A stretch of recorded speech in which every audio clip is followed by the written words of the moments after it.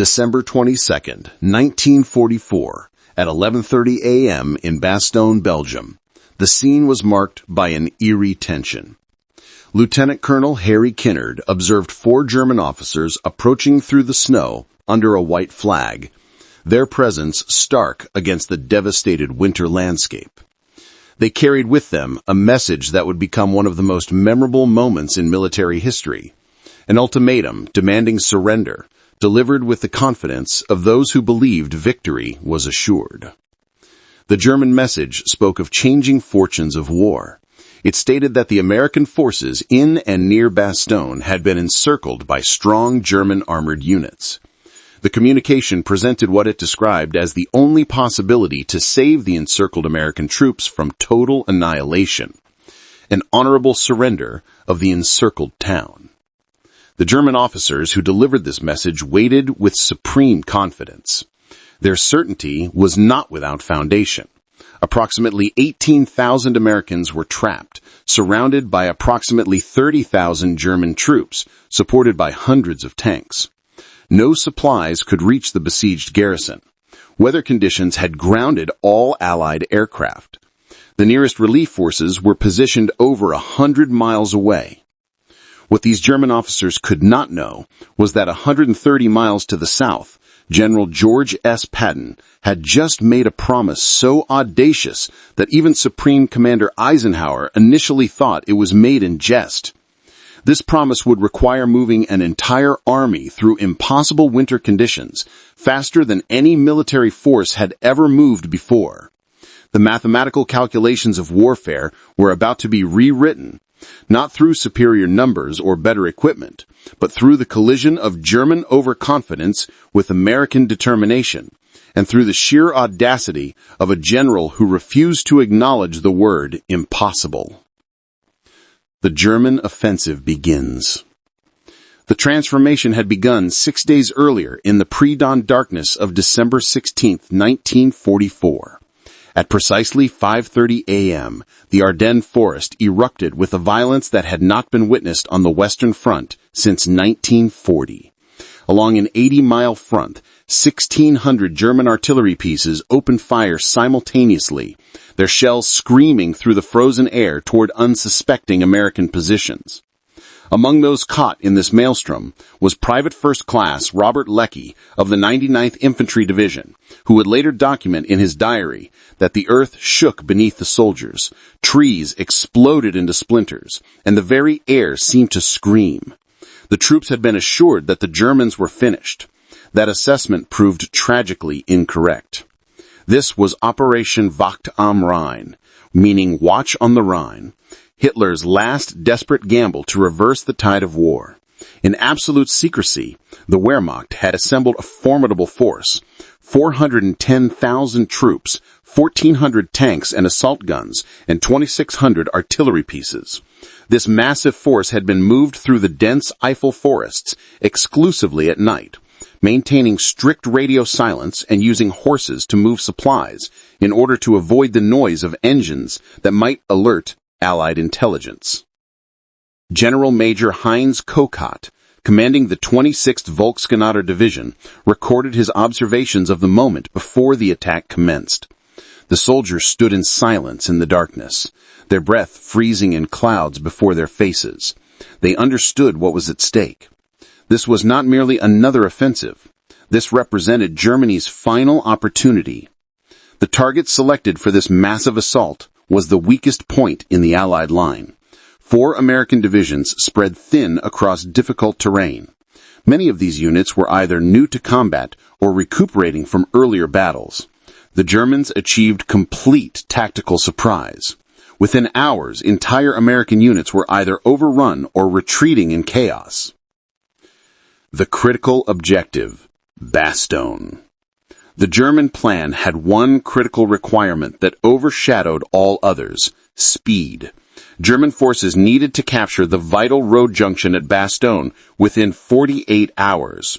7 major roads converged at this location, roads that German tanks absolutely required to reach their ultimate objective, the port of Antwerp, located 125 miles away. Without control of Bastogne, the entire offensive would inevitably stall.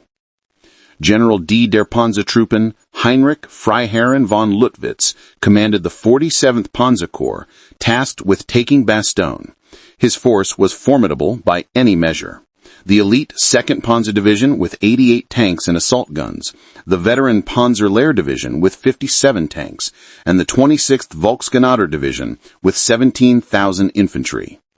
Racing toward the same objective from the opposite direction was the 101st Airborne Division, known as the Screaming Eagles.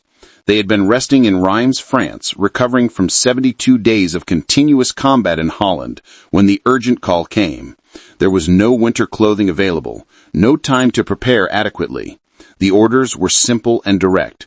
Grab weapons and board the trucks immediately. The race to Bastogne. December 17th, 9 p.m. EST.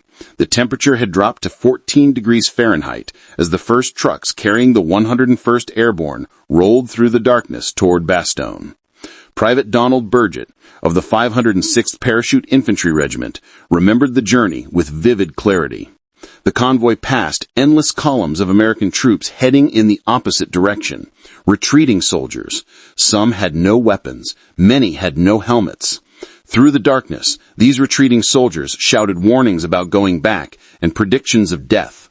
One soldier, his eyes wide with terror, physically grabbed arms and spoke of thousands of German tanks, Tigers, Panthers, everything imaginable. The convoy stretched for miles, 380 trucks carrying the division through the night. The soldiers had virtually no idea what situation they were heading into. Maps were scarce. Intelligence was contradictory. All they knew with certainty was that they had to reach Bastogne before the Germans arrived. The 101st Airborne Division had an effective strength of 855 officers and 11,035 enlisted men, totaling 11,840 personnel. Leading elements of the 501st PIR reached Bastogne at 11:30 p.m. on December 18th. They had beaten the main German force by just hours, a margin that would prove decisive. Team de Sobry, a combat team from the 10th Armored Division, commanded by Major William de Sobry, had already established a roadblock at Noville, 3 miles north of Bastogne. At dawn on December 19th, they made first contact with the German spearheads. Sergeant William McCloskey, a tank commander with Team Cherry, described the initial encounter in detail. The fog was so thick that visibility extended less than 50 yards. Then came the sound, the deep rumble of German armor. When the first Panther tank emerged from the mist, it appeared monstrous. The Americans' 75mm rounds bounced off its front armor with seemingly no effect. The defenders had to allow the German tanks to approach dangerously close before attempting to hit them from the side, where armor was thinner. The battle for Noville raged throughout the entire day. Team de Sobry, with just 15 Sherman tanks, faced the entire 2nd Panzer Division. They held their position for 48 hours, destroying 31 German tanks before receiving orders to withdraw. Major de Sobry was severely wounded when a German shell struck his command post, but his sacrifice had purchased precious time for the defense of Bastogne to organize. Macaulay takes command. December 20th brought a new commander to Bastogne. Brigadier General Anthony Clement Macaulay arrived to assume temporary command of the 101st Airborne, while Maxwell Taylor was in Washington. Macaulay was an artillery officer by training, known throughout the service for his calm demeanor under pressure. He would need every ounce of that composure in the coming days. The situation map in Macaulay's headquarters told a grim story. German forces were closing in from 3 directions. The 26th Volksgrenadier Division was infiltrating from the south and east. Panzer Lehr was pushing from the east. Elements of the 2nd Panzer Division threatened from the north. By noon on December 20th, the last road into Bastogne, the highway to New Chateau, was cut off. Captain Richard Winters of Easy Company, 506th PIR, positioned his men in foxholes along the perimeter. The sound of German tanks moving in the darkness beyond American lines was clearly audible. Men were digging their foxholes deeper, using helmets and bare hands when entrenching tools broke in the frozen ground. The temperature was near zero. The feet of many soldiers were already turning black from frostbite. Inside Bastogne, the civilian population of 3,000 huddled in cellars as German artillery began systematically destroying the town. Renée Lemaire, a 30-year-old Belgian nurse, worked tirelessly in the aid station on Rue de Neufchâteau, caring for both American and German wounded. Tragically, she would not survive the siege. The defenders of Bastogne now numbered approximately 18,000 men, comprising several distinct units. The 101st Airborne Division provided 11,840 personnel.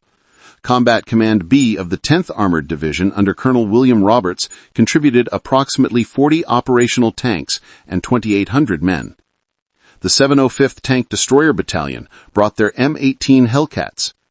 The all-African American 969th Artillery Battalion provided crucial fire support. Various other artillery and support units rounded out the defense. December 21st dawned with visibility less than 100 yards. Thick fog mixed with snow, creating a white shroud that made movement nearly impossible.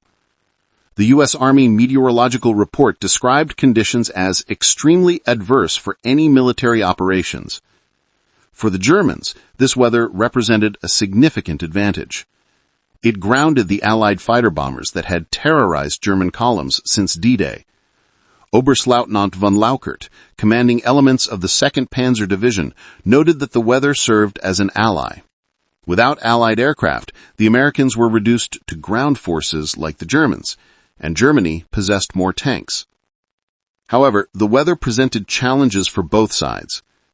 German tanks struggled through the mud created by alternating freeze and thaw cycles. Fuel consumption doubled as vehicles fought through the mire. Supply trucks jackknifed on icy roads. Wounded men froze to death before medical aid could reach them.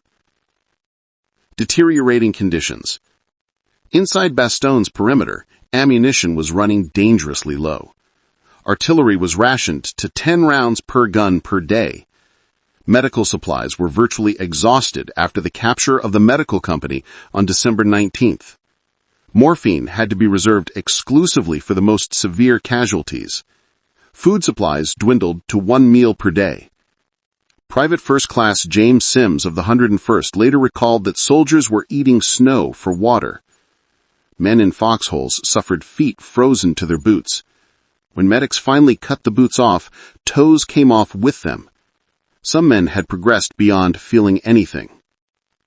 Eisenhower's Emergency Conference. 130 miles south of Bastogne in Verdun, a very different scene was unfolding on December 19th. In a cold, damp French barracks heated by a single pot-bellied stove, Supreme Commander Dwight D. Eisenhower had called an emergency conference of his senior commanders. The room was filled with the top brass of the Allied forces, Field Marshal Bernard Montgomery, Lieutenant General Omar Bradley, and Lieutenant General George S. Patton. Major General Kenneth Strong, Eisenhower's intelligence chief, had just finished briefing them on the German breakthrough. The silence that followed was oppressive. Eisenhower broke it with words that would define the American response, stating that the present situation should be regarded as one of opportunity rather than disaster. He insisted that only cheerful faces would be present at this conference table. Patton immediately responded with enthusiasm, suggesting that Allied forces should allow the German advance to extend as far as Paris, then cut them off and destroy them completely.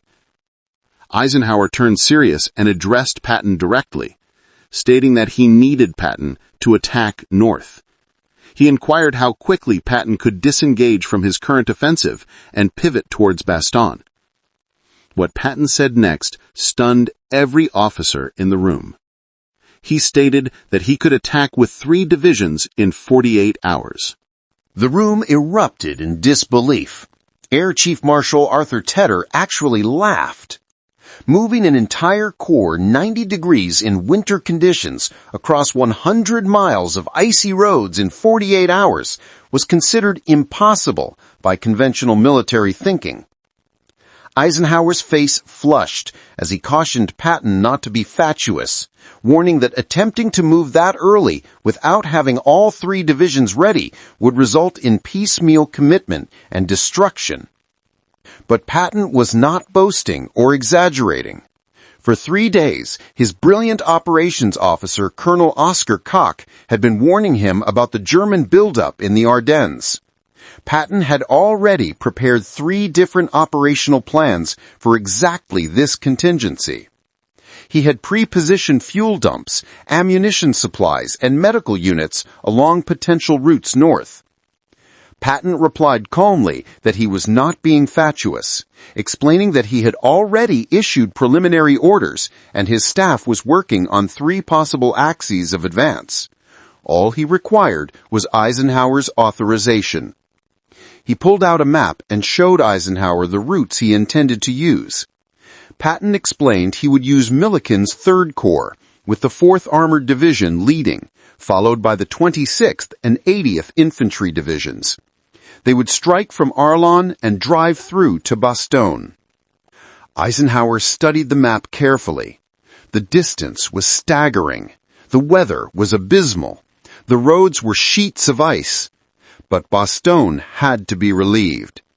He asked when Patton could start. Patton responded that operations would commence on the morning of December 22nd. Eisenhower gave his authorization. Setting the relief operation in motion. As Patton left the meeting, he called his headquarters with a prearranged code word: play ball. Those 2 words set in motion one of the most remarkable operational maneuvers in military history. Within hours, 133,000 vehicles began moving north. The entire Third Army, 250,000 men, had to be reoriented. Supply dumps that had been positioned for an offensive into Germany had to be relocated. 20,000 miles of telephone wire had to be restrung. Artillery positions calculated for one direction had to be completely recalculated for another direction. Lieutenant Colonel Creighton Abrams, commanding the 37th Tank Battalion of the 4th Armored Division, received his orders at 7 p.m. on December 19th. His unit had to move 150 miles in 19 hours through a blizzard. Abrams later recalled that they drove with blackout lights through the night. Tank commanders stood in their turrets, freezing, guiding drivers who could not see the road. Men fell asleep standing and had to be physically shaken awake to prevent accidents. The logistics were staggering. Each Sherman tank consumed 175 gallons of fuel for the journey. The division needed 50,000 gallons just to reach the start line. Fuel trucks drove continuously, with many sliding off icy roads into ditches. When trucks broke down, fuel was transferred by hand, using 5-gallon jerry cans. Master Sergeant Frank Caruso of the 4th Armored Maintenance Company worked for 72 straight hours. Maintenance crews changed track blocks on tanks while they were still moving into position. Men's hands froze to the metal, with cases where skin came off when they pulled their hands away. Despite these hardships, nobody stopped working. Everyone understood that paratroopers in Bastogne were counting on them. The siege intensified. Back in Bastogne, the situation had become critical. The perimeter had shrunk to less than 16 miles in circumference. German artillery had zeroed in on every strong point. The aid stations were overflowing with wounded casualties. At 11:30 a.m. on December 22nd, 4 German officers approached the American lines under a white flag. They were met by soldiers of F Company 327th Glider Infantry Regiment. The German party consisted of Major Wagner of the 47th Panzer Corps, Lieutenant Helmuth Henke of Panzer Operations Section, and 2 enlisted men from the 901st Panzer Grenadier Regiment. Major Wagner carried a typed ultimatum on 2 sheets, one in English, one in German. The English version had been typed on an English typewriter, with German diacritical marks added by hand. When brought to the command post, it was immediately taken to General McAuliffe, who was catching a brief rest in the basement of the Belgian barracks, serving as headquarters. Lieutenant Colonel Moore awakened him with news that the Germans had sent representatives forward to discuss American surrender. McAuliffe's immediate response was a single word: nuts. His staff gathered around as he read the full German message aloud. It spoke of the hopeless position of the American forces, warning the German artillery was ready to annihilate the American troops, and that only surrender could save them from total annihilation. Colonel Moore inquired what the response should be. McAuliffe was genuinely puzzled about how to formally respond. Lieutenant Colonel Kennard spoke up, suggesting that what McAuliffe had said first would be difficult to improve upon. McAuliffe asked for clarification, questioning whether he meant the single word he had initially uttered. The room erupted in agreement. McAuliffe sat down and penned the response that would become legendary in military history. The written response to the German commander consisted of a single word: nuts. It was signed by the American commander. When Colonel Joseph Harper delivered the response to the waiting German officers, they were confused. They questioned what the word meant. Harper could not resist elaborating. He explained that it meant they should leave immediately, using explicit language.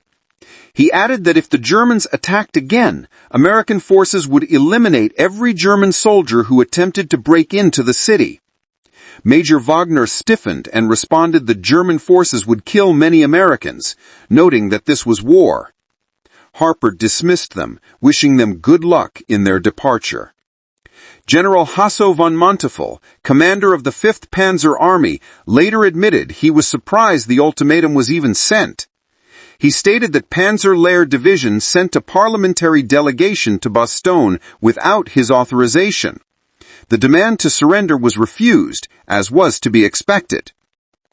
The German reaction to McAuliffe's defiant response was swift and brutal. That evening, the Luftwaffe launched its first major bombing raid on Bastogne. For the defenders in their foxholes, it was a terrifying experience. Corporal Walter Gordon of Easy Company described the bombing in detail. The ground shook like an earthquake. Trees burst into flames. Shrapnel whizzed through the air. Soldiers pressed themselves into the frozen earth and prayed for survival. The temperature plummeted to near 10 degrees Fahrenheit. In the foxholes along the perimeter, men took turns sleeping to prevent freezing to death. They learned to urinate in empty ration cans rather than leave their holes. Exposure for even a few minutes could mean death from sniper fire or frostbite. Food had become desperately scarce. The official ration was 1 K ration per day, providing about 2,800 calories, when men needed 4,000 in the extreme cold. Soldiers learned to save the wax-coated cardboard from ration boxes because it burned long enough to heat a canteen of snow into drinkable water. Technical Sergeant Donald Malarkey found a creative solution to the food shortage. The defenders discovered that the dead German horses, there were hundreds of them, were frozen solid, essentially fresh meat. Soldiers would hack off chunks with bayonets and cook them over fires made from broken ammunition boxes. The meat tasted terrible, but it kept them alive.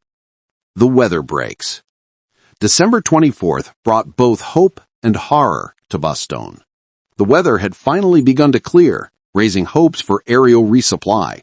However, it also enabled the Luftwaffe to launch its most devastating raid. At 8:30 p.m. on Christmas Eve, German bombers appeared over Bastogne. One of their bombs scored a direct hit on the aid station where René Lemaire was working. The building collapsed, trapping dozens of wounded soldiers and medical personnel.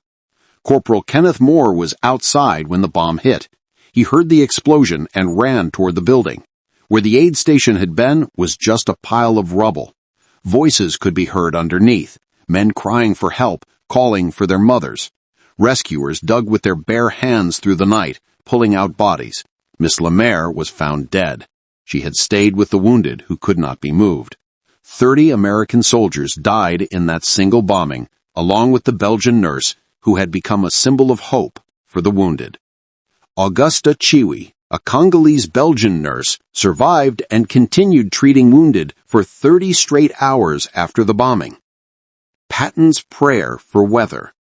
As Christmas Eve turned to Christmas Day, Patton's Third Army was struggling through blizzard conditions. The attack that had begun on December 22nd was behind schedule. The 4th Armored Division had advanced only 5 miles in 3 days. Patton, never one for traditional military solutions, had summoned his chaplain, Colonel James O'Neill, on December 22nd, requesting that O'Neill publish a prayer for good weather, stating that he was tired of soldiers having to fight mud and floods as well as Germans, and requesting divine assistance for favorable conditions. O'Neill was dubious about the appropriateness of such a request, noting that it would require significant faith. Patton replied that he did not care what it took, insisting that he wanted a prayer for good weather. The prayer was printed on 250,000 cards and distributed to every soldier in Third Army. It humbly beseeched divine goodness to restrain the immoderate rains with which they had to contend, requesting fair weather for battle. Whether by divine intervention or meteorological coincidence, December 23rd dawned crystal clear. For the first time in a week, the sun broke through the clouds. The air supply mission. The weather break was remarkable. After 7 days of impenetrable fog and snow, visibility suddenly extended to 10 miles. The temperature rose above freezing for the first time in a week. Most importantly, the Allied air forces could finally fly. At 9:50 a.m., the first Pathfinder aircraft appeared over Bastogne, dropping colored smoke to mark drop zones. By 11:50 a.m., the sky was filled with C-47 transport planes, 241 of them in perfect formation. Sergeant Agnew of the Pathfinder team recalled that they deployed purple smoke to mark the drop zone. Then they heard aircraft approaching, a low rumble that grew into a roar. The sky turned dark with aircraft, creating the most beautiful sight imaginable. The paratroopers in Bastogne erupted in cheers. Men climbed out of foxholes, waving their helmets, many with tears streaming down their faces. For 7 days they had been alone. Now the sky was full of assistance. The first parachutes blossomed at 11:55 a.m. Supplies began raining down: ammunition, medical supplies, food, blankets, and most critically, artillery shells. Of 1,446 bundles dropped, 95% were successfully recovered. Captain James Parker of the 101st's G4 Logistics Section coordinated the recovery. Men ran through artillery fire to grab those bundles. One private was hit by shrapnel, got back up, and dragged a bundle to cover with blood streaming down his face. However, the Germans had not been idle. Anti-aircraft guns positioned around Bastogne opened fire. The C-47s had to fly straight and level at 1,000 feet to drop accurately, making them vulnerable targets. By December 26th, aircraft had delivered 1,020.7 tons by parachute and 92.4 tons by glider. The biggest airlift came on December 26th, with 289 planes flying the Bastogne run. The Christmas Day attack.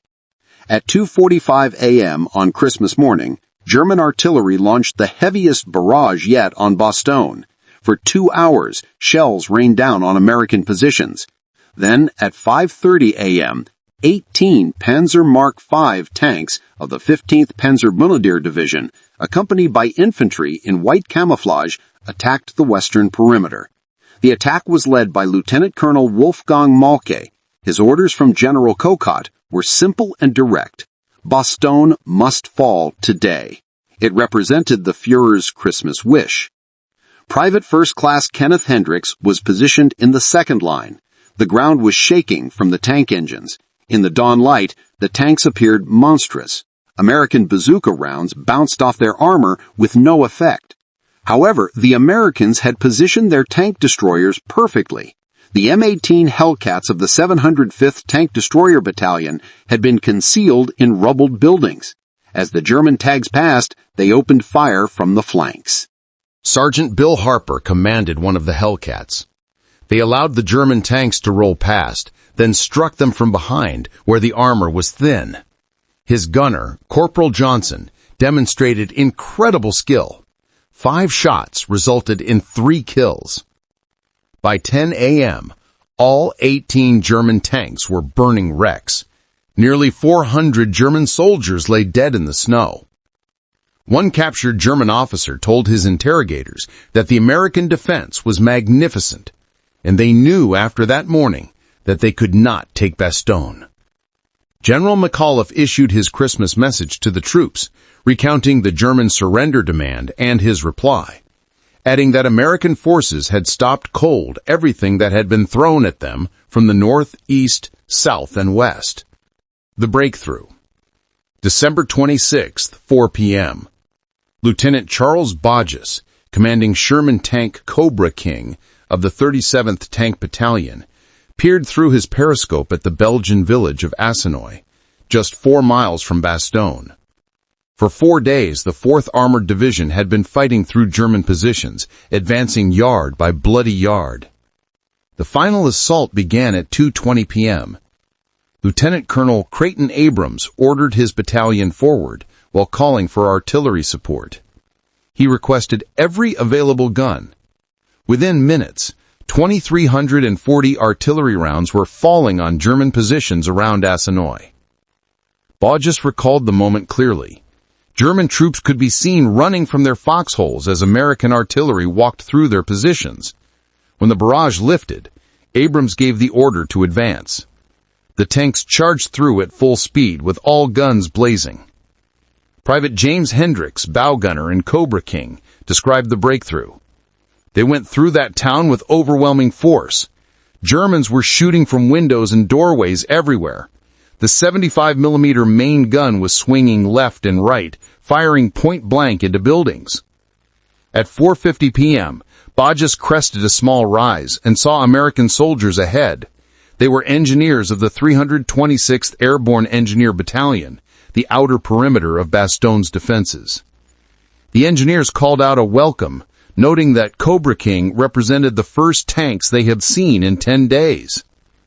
Audacious radioed Abrams to report that contact with friendly forces had been established. The siege was broken. However, the cost had been terrible.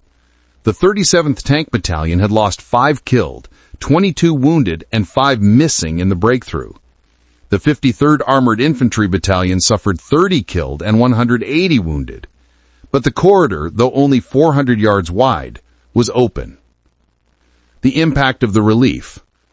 The news of the breakthrough spread through Bastogne rapidly. Men who had been conserving every round of ammunition fired entire clips into the air in celebration. Wounded soldiers in the aid stations cheered despite their pain. General McAuliffe, maintaining his characteristic calm demeanor, simply expressed gratitude for the arrival of the relief force. For the Germans, the psychological impact was devastating.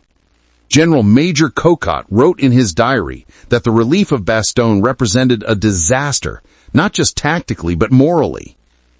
German soldiers no longer believed they could win.